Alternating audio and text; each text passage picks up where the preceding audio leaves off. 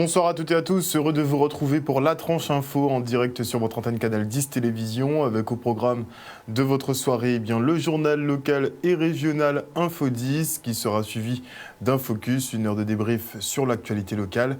Et ce soir on parlera un peu du repos de l'esprit et de yoga avec Yogidi. Une troisième partie politique avec Yves Boisset qui reçoit les candidats au municipal de 2020. Mais pour l'instant, place donc à l'actu.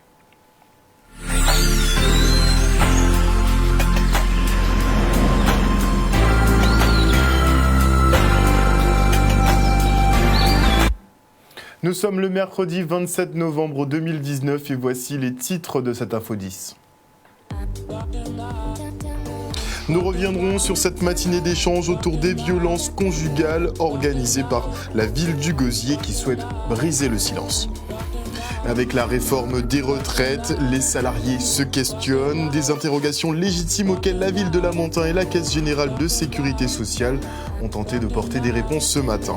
Et en fin d'édition, nous parlerons de l'opération Goal 2030 qui allie sport et sensibilisation au développement durable. Qui plus est, ce soir, je recevrai le soprano Fabrice Di Falco qui nous présentera la 11e édition du Ville Opéra à Bémao. Et notez en bref que 13 militaires français sont morts dans un accident d'hélicoptère au Mali. De nouveaux morts qui relancent le débat sur la présence militaire française au Sahel. Pour le gouvernement, il s'agit de stopper la progression des djihadistes dans la région et rendre autonomes les pays en matière de défense. Un objectif qui n'est toujours pas atteint d'ailleurs. Et un faux prétexte pour d'autres qui pensent qu'il est plutôt question de stabiliser la zone pour défendre des intérêts économiques et notamment les gisements d'uranium exploités par Areva au Niger. Une opération militaire baptisée Barkhane qui a débuté en 2014 et qui, en plus des vies humaines, on a un total de 41 pertes en 5 ans. Et bien à cela viennent de se rajouter les 700 millions d'euros que coûte cette guerre au Sahel. Et on enchaîne avec cette matinée d'échange autour des violences faites aux femmes. C'était du côté de la ville du Gosier qui souhaite, comme je vous le disais, briser le tabou et le silence. Le reportage de Maxime Morel. Nous avons voulu marquer les esprits au niveau de la ville du Gosier et mener cette manifestation pour échanger avec les professionnels, aussi bien avec les personnes victimes de violences conjugales, sur comment aborder le sujet, ce sont les différentes étapes, mais aussi quelles sont aussi les manières de se sortir, de libérer la parole et d'être aussi accompagné aussi bien par des professionnels que aussi par des artistes sociaux qui sont aussi bien au niveau de la ville du Gosier. S'informer, comprendre, agir en ce qui concerne donc le cycle des violences conjugales, c'est quelque chose d'important et c'est quelque chose qui doit être partagé avec le grand public et les professionnels. Pour qu'ils sachent à quel moment ça commence à déraper en fait, parce que ça peut partir des échanges verbales et arriver vraiment, on arrive aujourd'hui à des meurtres. Donc maintenant il faut vraiment échanger, vraiment libérer la parole, démocratiser cet échange aussi bien au niveau des écoles, au niveau du grand public. La première chose à faire, c'est de communiquer, de parler de ces violences, parce que beaucoup de femmes victimes et qui subissent ces violences pendant plusieurs années disent qu'elles n'en ont pas parlé, elles n'ont trouvé personne pour les informer de ce type de violence. Donc nous, au niveau de l'Observatoire, nous essayons donc de parler de cette problématique des violences faites aux femmes et de comprendre avec des psychologues, des professionnels, d'échanger avec le grand public aussi pour voir comment est perçue cette violence chez nous en Guadeloupe. Les échanges sont nécessaires pour qu'on puisse en débattre, pour qu'on puisse même appréhender autrement cette violence. Parce qu'en parler comme ça et puis après retourner par exemple à ses occupations professionnelles ou autres ne permet pas de saisir tous les tenants et les aboutissants de cette violence et l'impact qu'elle a sur notre société au quotidien. Et retour maintenant sur le symposium international Corps de femmes, corps mémoire, l'occasion pour les spécialistes sur les études du genre d'effectuer une analyse croisée des représentations du corps de la femme afrodescendante dans la littérature, l'art et les pratiques sociales. Très longtemps, la femme noire a fait l'objet de nombreuses agressions physiques et psychologiques dont les effets sont encore perceptibles, avec notamment nombre de stéréotypes fortement ancrés. Un travail réalisé de concert avec l'Université de Géorgie, tant sur la sexualité, la classe sociale que la race. Le reportage. Nous avons un symposium international co-organisé avec l'Université des Antilles et l'Université d'État de Géorgie. Donc c'est un symposium intitulé Corps de femmes, corps mémoire pour une généalogie de la résistance.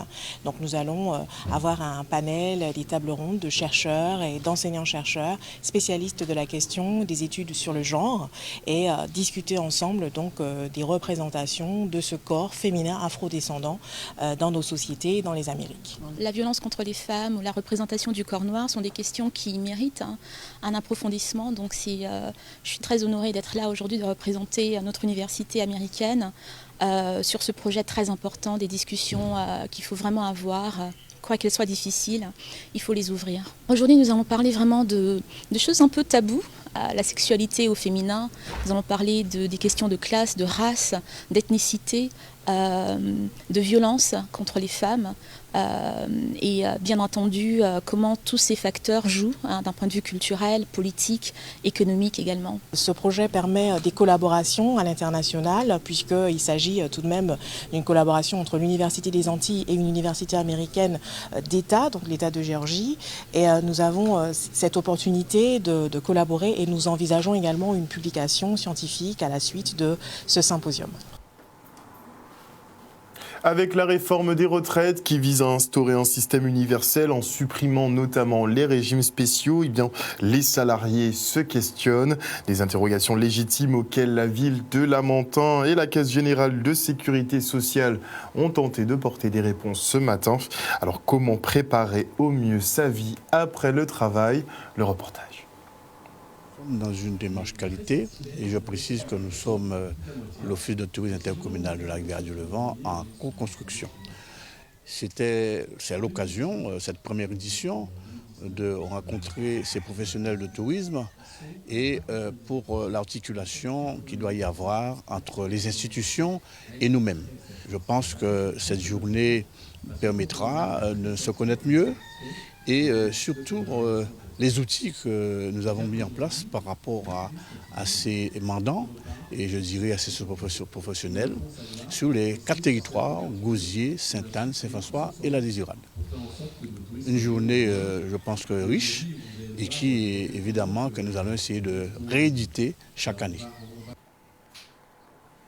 Et afin de permettre aux opérateurs touristiques de mieux appréhender le paysage institutionnel dans lequel ils évoluent et élargir leur réseau, eh bien l'Office du tourisme des îles de la Riviera du Levant organise les journées pro-tourisme, l'occasion d'échanger et d'identifier de nouvelles opportunités de développement, le reste en images. La sécurité sociale propose donc ce genre de matinée d'information. C'est une offre de service du département retraite afin d'informer un petit peu tout le monde, enfin en tout cas tous les salariés, qu'ils soient de la fonction publique ou du privé, mais c'est surtout le privé qui nous intéresse, puisqu'avant d'avoir ce statut de fonctionnaire, ils ont peut-être travaillé dans le privé. Donc on essaie de les informer pour qu'ils se préparent au mieux à la retraite, puisqu'on sait ce que ça donne quand on part un petit peu à l'emporte-pièce. Le chef d'édilité, le maire Jocelyn Sapoti et l'équipe municipale ont toujours consacré comme priorité la ressource humaine et donner une qualité du travail au personnel. Nous cherchons avec tous les acteurs de partenaires à améliorer justement le départ et même l'existence des salariés. Cette journée est basée sur la rencontre, sur l'entretien, sur la communication, sur l'information. C'est un outil important, l'information que l'équipe municipale met en place pour répondre à la préoccupation des gens. Alors ils sont réceptifs, justement parce qu'ils n'étaient pas forcément très bien informés. On essaie d'aller vers ce public de manière à ce qu'ils aient un maximum d'informations, dont l'information oblige. Et ça nous permet aussi de ne pas être dans le rush tout le temps, dans l'urgence quand le moment de la retraite arrive et le traitement des dossiers également. Un reportage signé Dylan Bégara. Et les agents territoriaux, personnels d'État, institutions, associations, élus et conseils citoyens étaient conviés aujourd'hui à une matinée sur les nouveaux enjeux de la politique de la ville. L'objectif étant de coordonner les actions en faveur des quartiers difficiles, comprendre l'économie sociale et solidaire et tout simplement passer à l'action. Le reportage. Alors le séminaire de ce matin, c'est un séminaire organisé en partenariat entre le CNFPT et l'État, le Commissariat général à l'égalité des territoires. Et l'objectif de ce séminaire, c'est de former et d'échanger entre professionnels de la politique de la ville. Donc dans la salle, ici, vous avez tous ceux qui travaillent sur la politique de la ville en faveur des quartiers les plus défavorisés, les quartiers prioritaires de la ville. Donc vous avez à la fois des institutionnels, vous avez des élus, des représentants des administratifs des mairies, des EPCI, mais aussi les services de l'État, mais aussi les opérateurs et surtout les associations, parce que ce sont les associations qui sont en première ligne dans cette politique à destination, encore une fois, des territoires les plus en besoin de politique publique. Notre première mission, c'est d'accompagner la montée en compétences des agents des collectivités territoriales et accompagner les collectivités locales dans la mise en œuvre de leur politique publique. Donc cette matinée d'information, c'est une des actions que nous avons mis en œuvre avec le partenariat de l'État. Mais il y a toute une série d'actions de formation, d'actions de mise en réseau des professionnels, de mise en place d'une plateforme numérique qui permettra aux professionnels de la politique de la ville d'échanger entre eux et d'être dans une démarche de partenariat pour améliorer les politiques publiques qui sont mises en œuvre dans ces territoires. L'objectif, c'est de se connaître, de partager les bonnes pratiques et de voir effectivement comment est-ce qu'on peut faire évoluer nos moyens pour qu'ils soient utilisés de manière plus efficace. La politique de la ville uniquement côté État, c'est 8 millions d'euros. 8 millions d'euros en faveur des quartiers les plus défavorisés de la Guadeloupe. Mais ça, c'est simplement la part État. Donc tous les partenaires apportent également leur obol. Maintenant, la question qu'on se pose, et qu'on se pose grâce au CNFPT dans le cadre de ce séminaire, c'est de savoir comment est-ce qu'on peut mieux utiliser cette somme considérable et comment est-ce qu'on peut faire en sorte d'être collectivement plus efficace.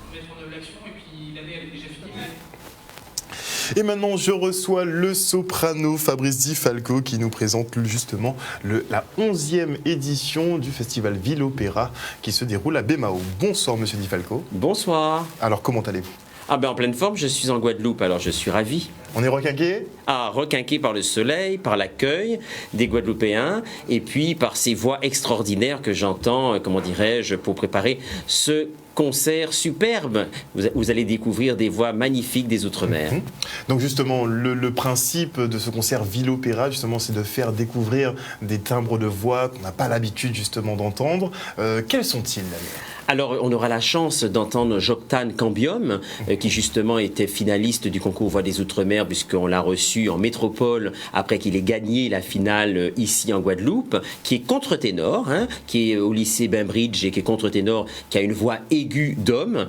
Nous aurons, Fabrice Setout, qui est ténor. Nous aurons des personnes qui viennent de métropole et qui font des études au conservatoire là-bas à Paris, Clara Bellon, qui représente la Réunion, Julie Vizy, la Martinique, Louis-Joseph Doguet qui vient de la Martinique et qui a été justement la jeune lauréate du concours Voix des Outre-mer.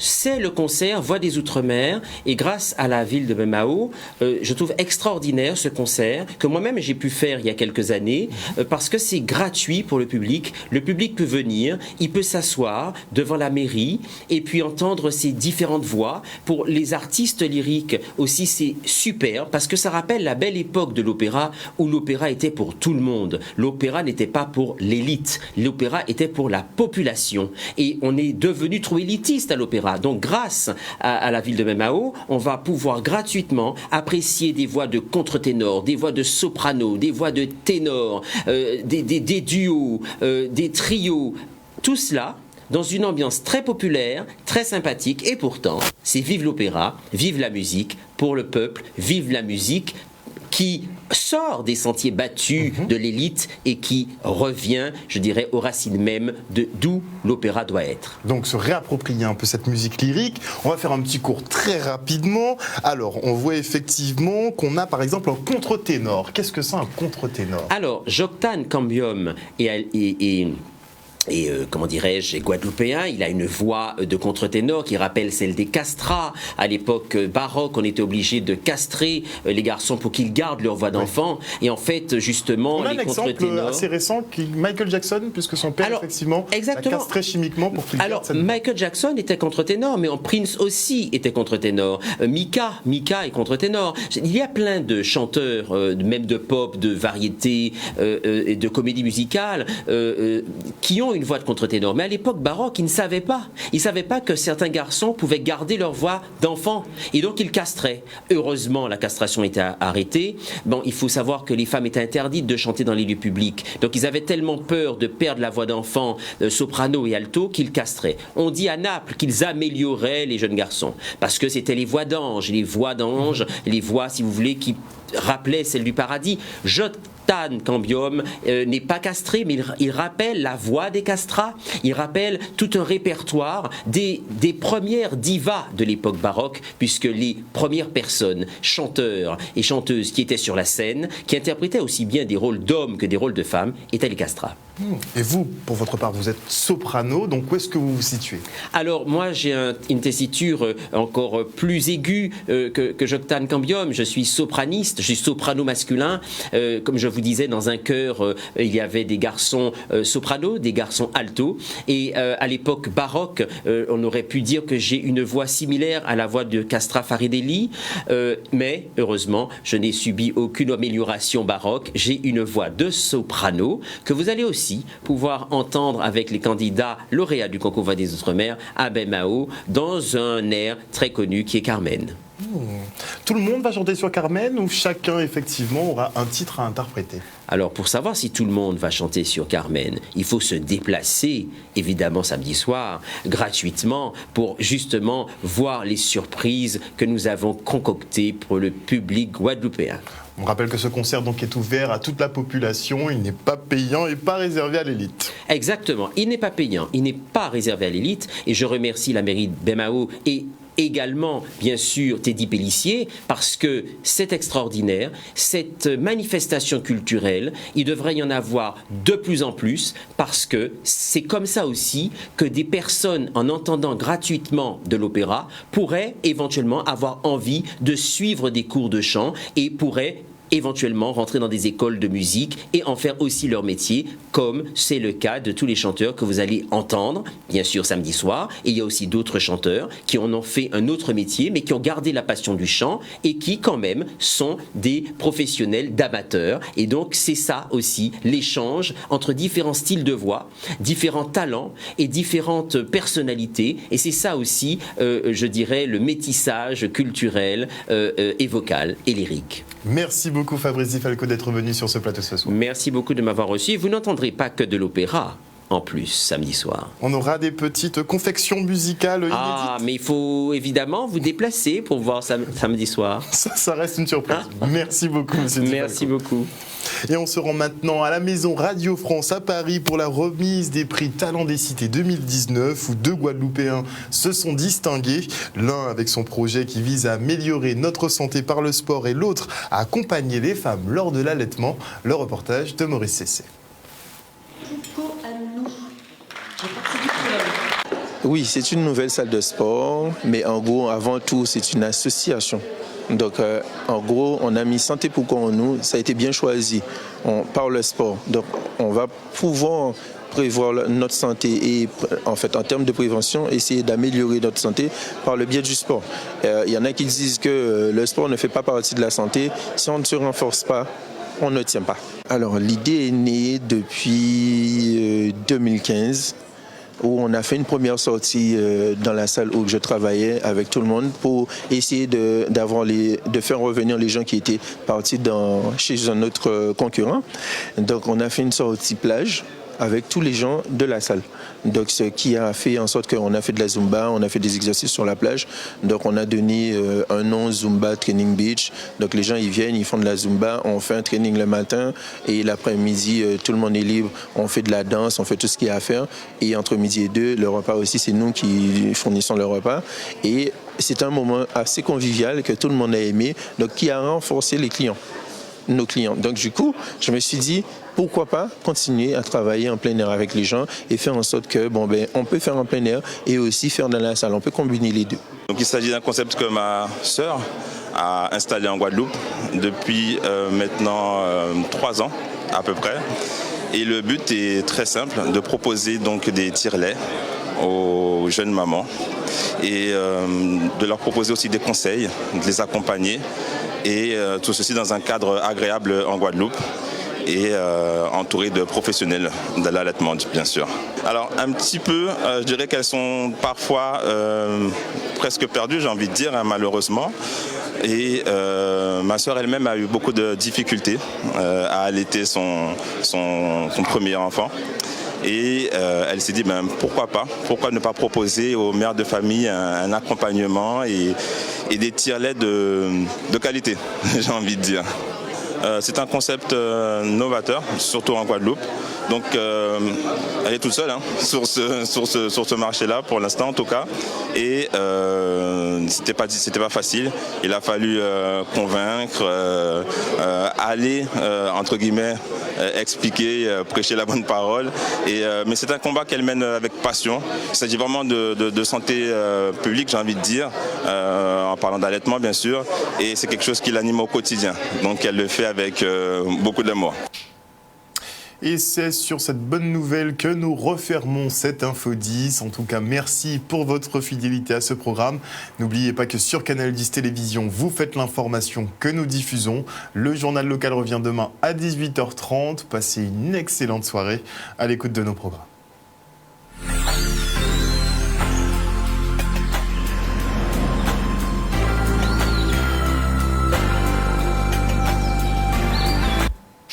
Et à venir dans la tranche info sur Canal 10, eh bien le Focus, une heure de décryptage de l'actualité locale. Et ce soir, on fera un petit focus justement sur la détente de l'esprit et le yoga. Je recevrai un expert en la matière, Yogidi. Mais avant la coupure pub, je dis bonsoir à Maggie Delaney. J'espère que tu vas bien. Bonsoir à Fabien Nebo qui est toujours présent et qui est bien chaud ce soir. Bonsoir à Angèle Louvrier. Bonsoir à qui d'autre? Bonsoir à JL des Outils. Ça me fait plaisir, JL des Outils, de te voir connecté. Qui avons-nous d'autres? Bonsoir à Steve Cabarus. Oui, j'ai déboutonné la veste, ne t'inquiète pas. Bonsoir à Francky Bergobson, à Jean-Pierre Vollet et à Inareva Soleil. Ce sera tout pour ce soir. On se retrouve après la coupure pub.